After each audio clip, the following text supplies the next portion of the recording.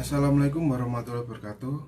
Perkenalkan, kami dari kelompok 6 ingin mempresentasikan tentang kode etik profesi dan organisasi profesi guru dengan mata kuliah kepribadian dengan dosen pembimbing Bapak Beni Dwi Pratama, Sarjana Psikologi, Magister Psikologi. Perkenalkan, nama saya Fajar Haji Pangestu, ada rekan saya Celia Esti Kusuma, Wulan Larasati, Maida Hayuning, terus ada Nadila Anita Sari. Pada kali ini ada 6 poin yang kelompok kami akan bahas. Yang pertama ada pengertian etika, etos, dan loyalitas kerja, dan nanti akan saya jelaskan. Dan ada pengertian kode etik. Yang ketiga, isi kode etik guru Indonesia. Yang keempat, manfaat kode etik bagi guru. Yang kelima, fungsi kode etik profesi. Yang keenam, hakikat dan fungsi tujuan organisasi profesi keguruan. Pengertian etika, etos, dan loyalitas kerja. Etika adalah suatu disiplin filosofis yang berkenaan dengan perilaku manusia dan perbuatan moral. Dengan adanya etika, manusia dapat memilih dan memutuskan perilaku yang paling sesuai dan paling baik, sesuai dengan norma-norma moral yang berlaku. Etika sebagai acuan pilihan perilaku bersumber pada norma dan moral seperti agama, filsafat hidup, budaya, masyarakat, disiplin, keilmuan, dan profesi. Selanjutnya, etos. Kata etos bersumber dari pengertian yang sama dari etika, yaitu sumber-sumber nilai yang dijadikan rujukan pemilihan dan keputusan perilaku. Etos kerja lebih merujuk pada kualitas kepribadian pekerjaan yang tercermin dalam unjuk kerja secara utuh. Etos kerja merupakan kondisi internal yang mendorong mengendalikan perilaku pekerjaan karena terwujudnya kualitas kerja tertentu. Yang ketiga, loyalitas kerja.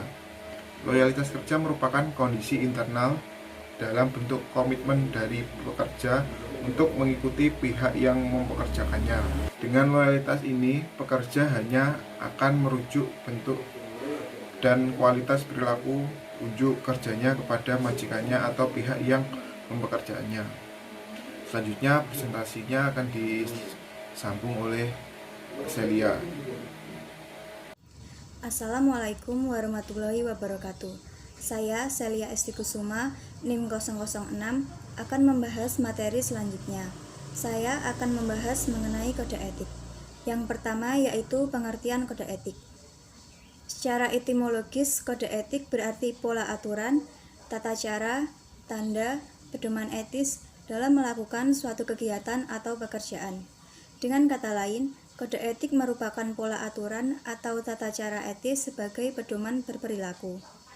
Etis berarti sesuai dengan nilai-nilai dan norma yang dianut oleh sekelompok orang atau masyarakat tertentu.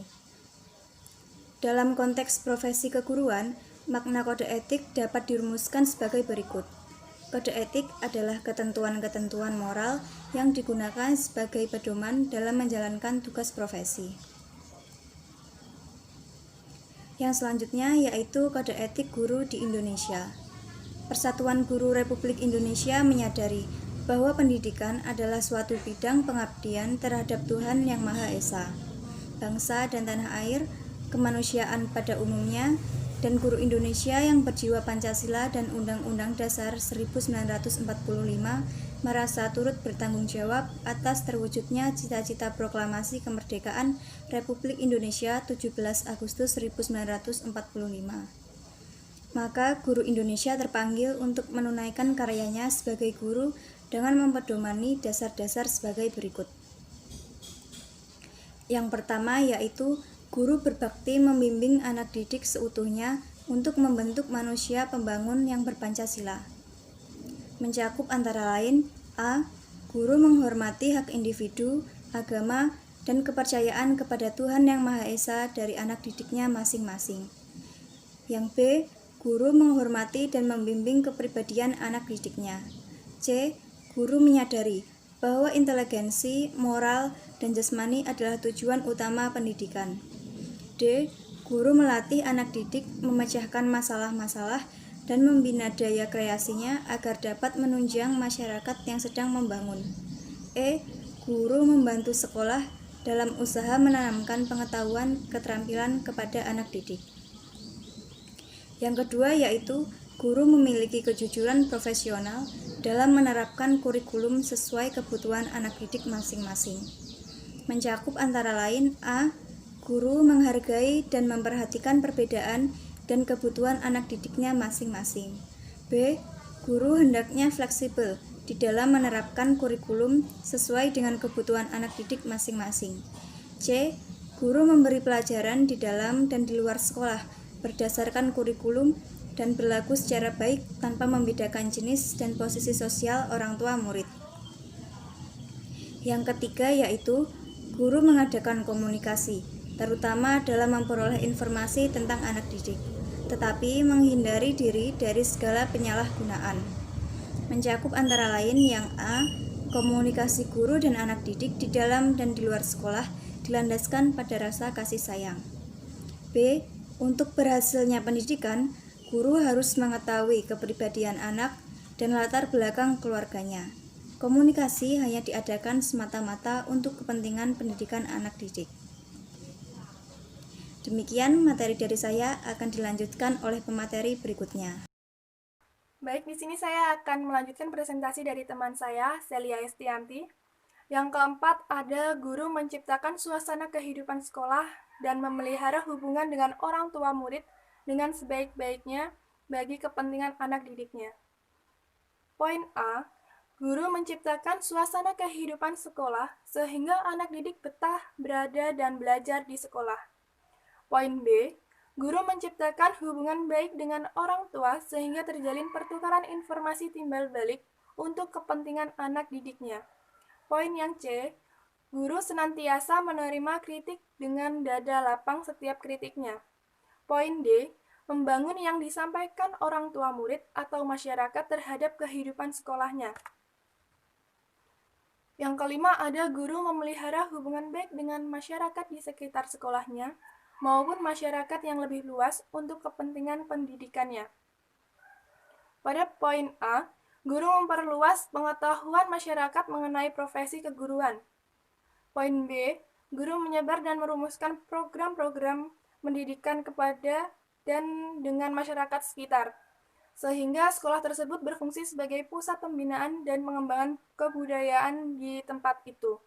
Poin C, guru harus berperan agar dirinya dan sekolahnya dapat berfungsi sebagai unsur pembaharuan bagi kehidupan dan kemajuan daerahnya. Poin D, guru turut bersama-sama masyarakat sekitar di dalam berbagai aktivitas.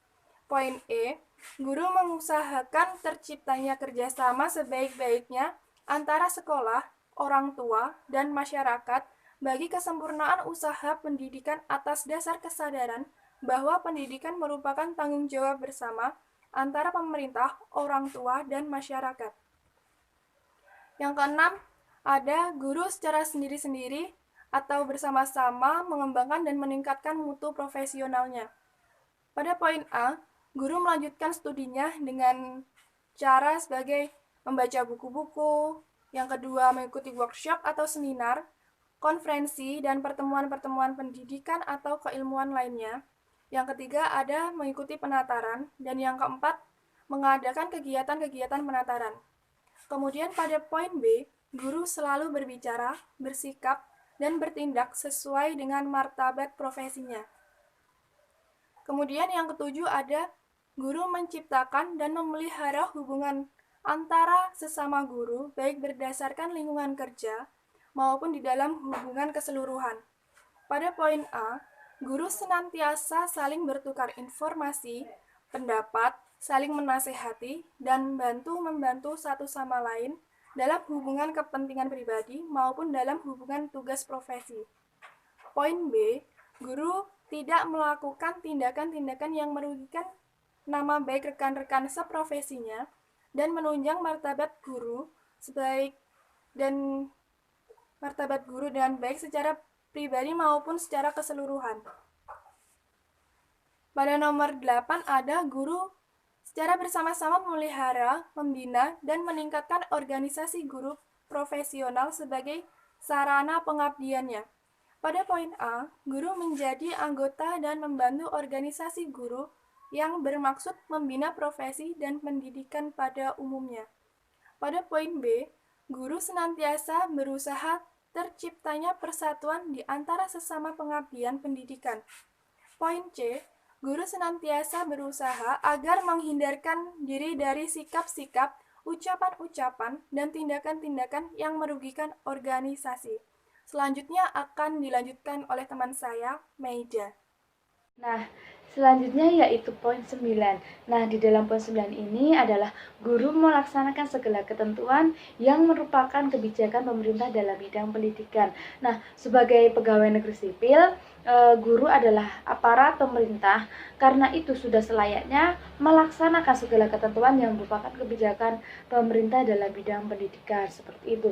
Nah, selanjutnya adalah manfaat dari kode etik bagi guru. Nah, yang pertama adalah agar guru terhindar dari penyimpangan profesi karena sudah adanya landasan yang digunakan mereka sebagai acuan, seperti itu.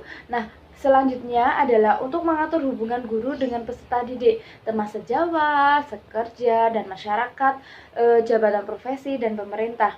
Nah, selanjutnya adalah sebagai pegangan dan pedoman tingkah laku guru agar lebih bertanggung jawab terhadap profesinya. Nah, selanjutnya adalah memberi arahan yang benar kepada pengguna profesinya, seperti itu. Itu tadi adalah manfaat dari kode etik bagi seorang guru.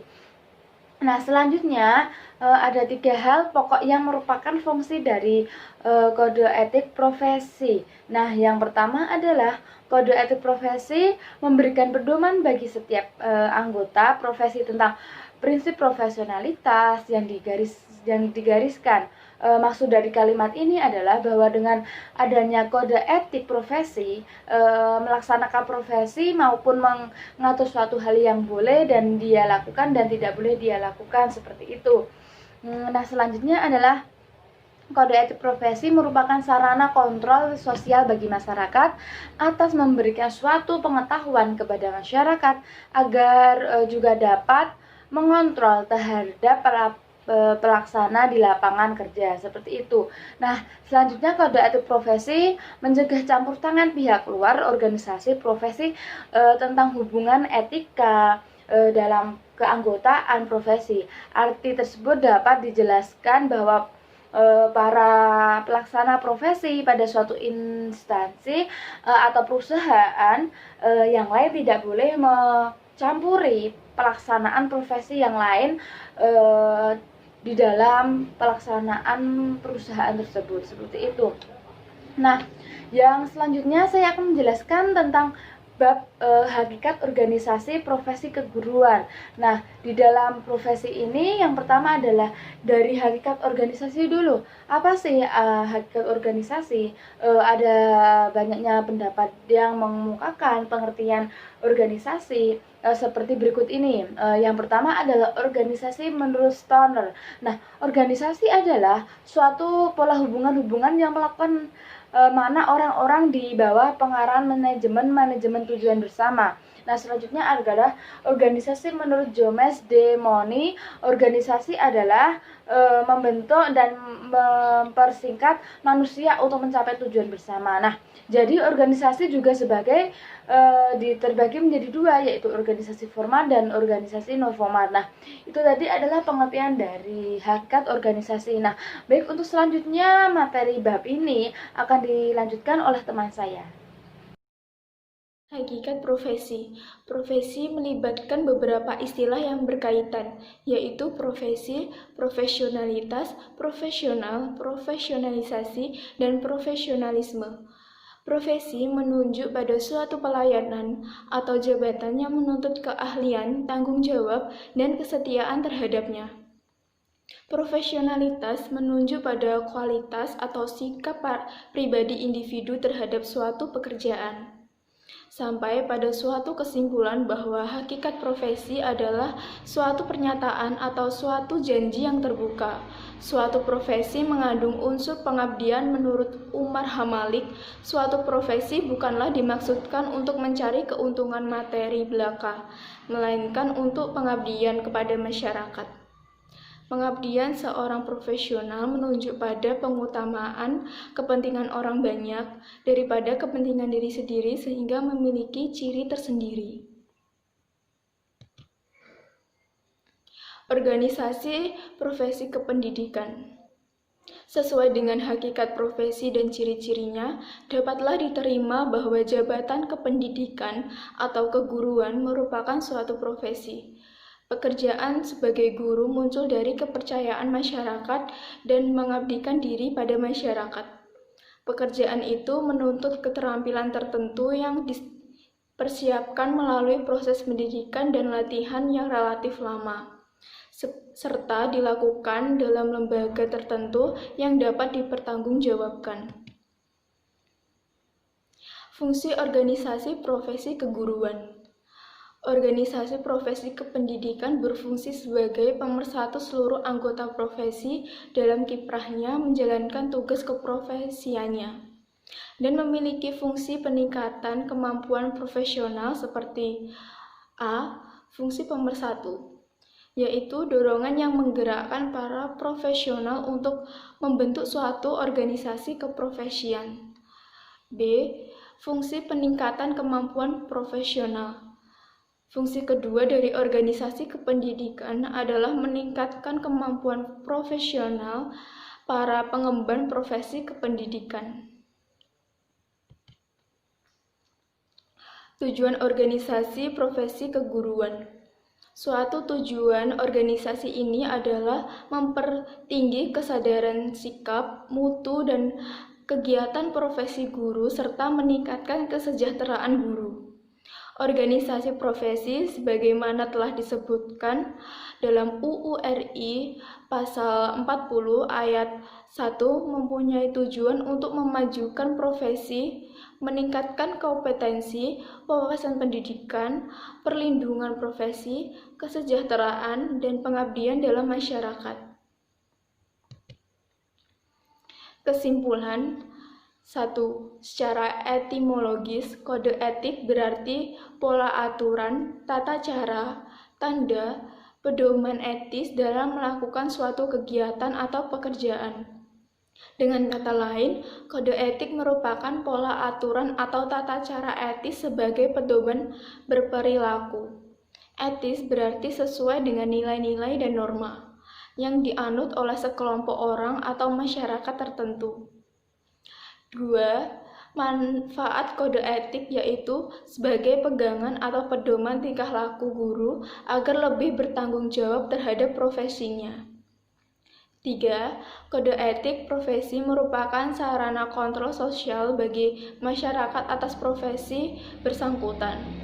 4. Sampai pada suatu kesimpulan bahwa hakikat profesi adalah suatu pernyataan atau suatu janji yang terbuka. 5. Organisasi profesi kependidikan berfungsi sebagai pemersatu seluruh anggota profesi dalam kiprahnya menjalankan tugas keprofesiannya dan memiliki fungsi peningkatan kemampuan profesional. Terima kasih, tadi adalah presentasi dari kelompok kami. Bila ada salah-salah kata, kami mohon maaf. Dan saya yakin materi ini bisa bermanfaat bagi kalian semua jika kalian memahami benar isi materi ini. Sekian, wassalamualaikum warahmatullahi wabarakatuh.